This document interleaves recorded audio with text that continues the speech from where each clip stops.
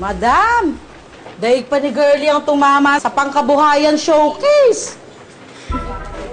Daig pa ang naka-jackpot sa dami nito. Parang kulang pa nga eh.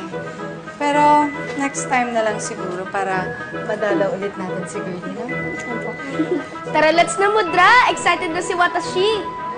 Oy, huwag kayong malikot at magulo dun, ha? Pakaya sa mga magulang ni Girlie. Oo. Alika na. O, pasok na. Pasok na. Go. Seatbelt, ha? Ako. Seatbelt.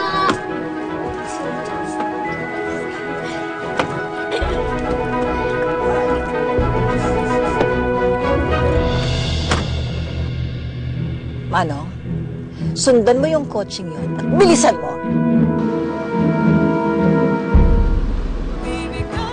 Feel at home, ha?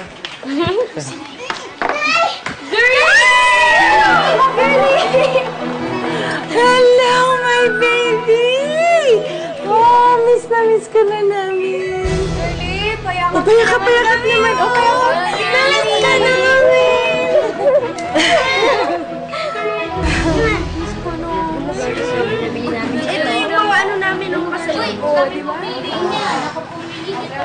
Maraming salamat. Inayagan niyo kaming dalawin si Girlie. Ma'am, salamat din po na nakadalaw ko kayo dito.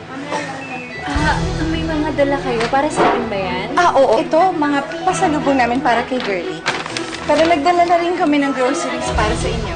Ma'am, maraming salamat po. Salamat, ha. Sige, dalhin ko muna ito sa kusina. Ma'am, ako na po dito. Upo ho kayo. Upo ho kayo. Gusto niyo bang tubig o kahit ano?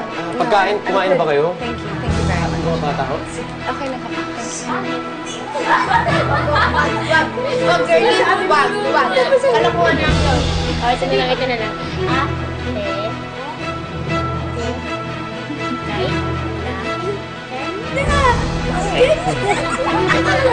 Wag mo sa O, game na, Girlie, ha? Yan, kopyahin mo na lang yung isusulat ko para makagawa ka ng thank you card para kay Nairita. Paano, ate?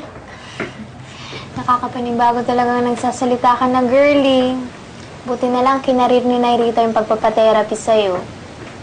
Yun! Isama natin yun para sa pagti-thank you mo kay Nairita. Ito. Pakinggan mo to, Ate Choy. Apple.